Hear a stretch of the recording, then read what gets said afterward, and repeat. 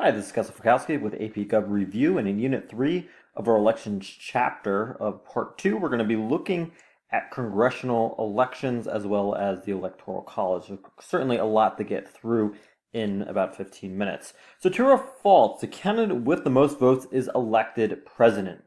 Answer, typically that's the case, but not necessarily. Ask Al Gore in the 2000 election. The popular vote refers to the number of people who vote regardless of what state you are. So we're talking nationwide. And in 2000, Al Gore got 50,996,000 votes, roughly about 500,000 more than George W. Bush. However, he lost the electoral vote by about 4. So even though more people voted for Al Gore than George W. Bush, George W. Bush still won the election at the end.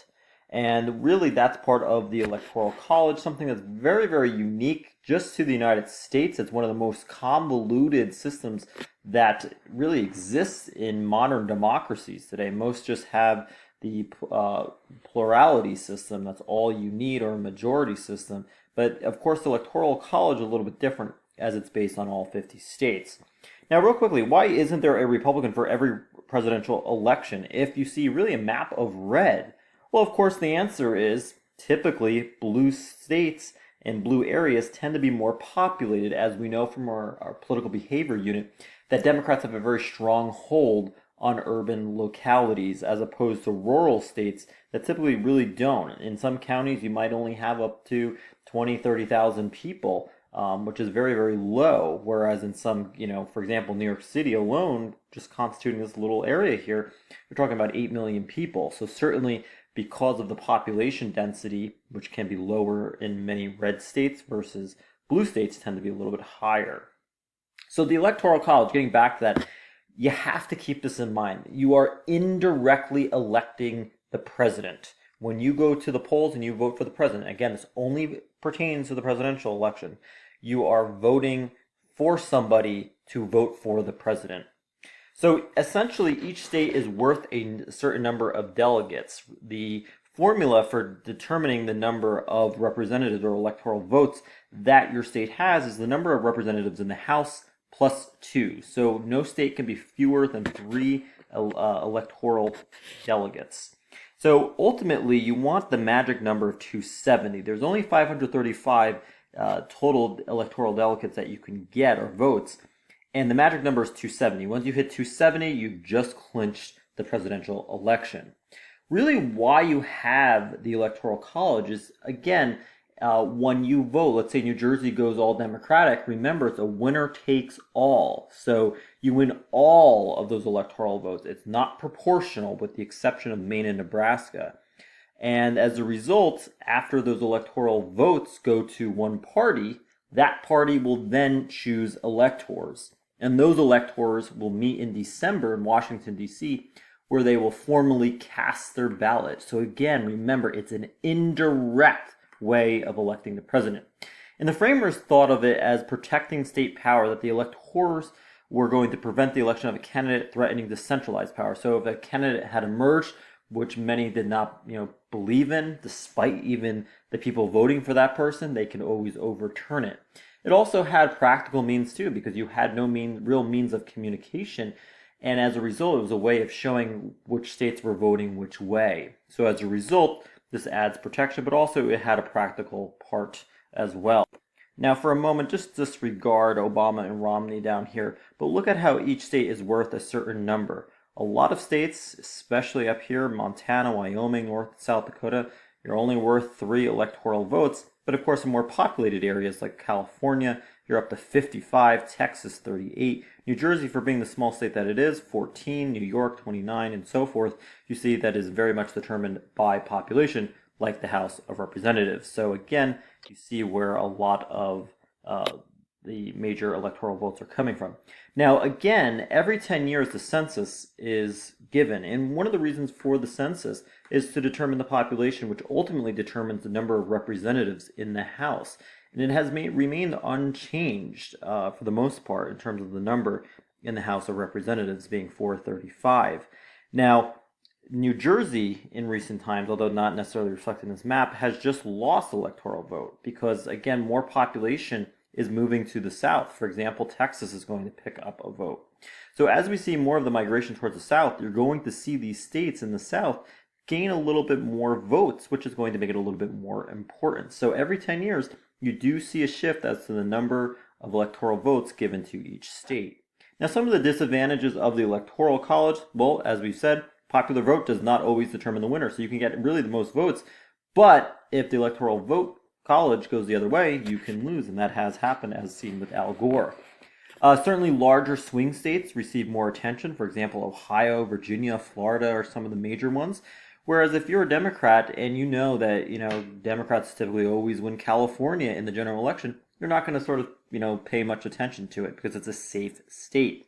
We've also said that it discourages third parties because, again, how the votes are given out, it's a winner-takes-all system.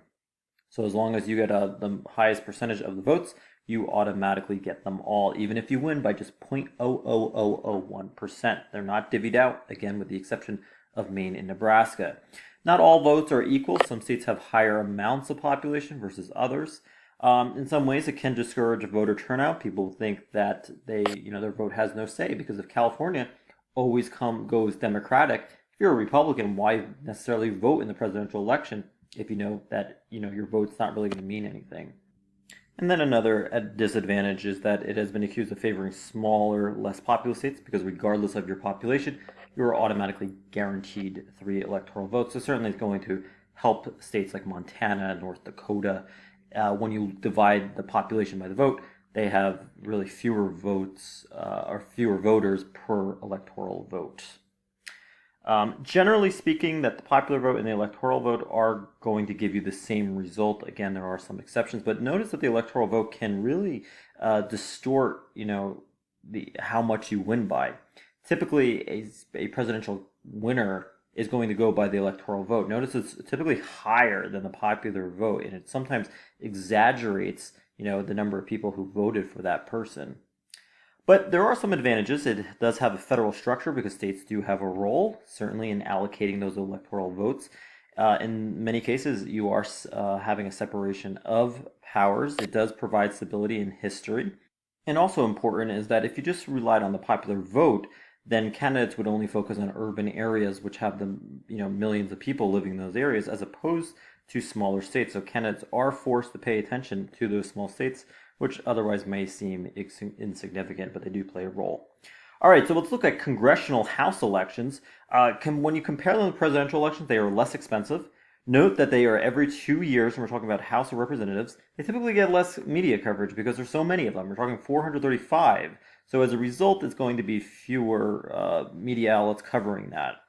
Also note that the number of seats is dependent upon population. That is how the House of Representatives is designed. And we're going to look at a term called gerrymandering in which you carve up the districts and that determines who is in the district to vote. We'll look at that in a moment, so stand by. And when we look at incumbents, those are people already in office and seeking office once again. There are no term limits in the House or the Senate. And they do have a 90% re-election rate. It's the best thing for a candidate to win the first time because you are almost going to perpetuate that power in most cases. Typically, incumbents are going to win their primary, and then they're going to win in November, and that's with around 60% of the vote, generally speaking. But if you look at House incumbents, notice that you have a very high rate, above 90%. Senate is roughly above 60% most of the time. There are some drops, but again, even a 55% rate is still pretty good, even in a down election in 1980. But you notice it does hover around 80%. So the Senate isn't as secure as the House, but the House is definitely very secure. And one of the reasons it is because of gerrymandering.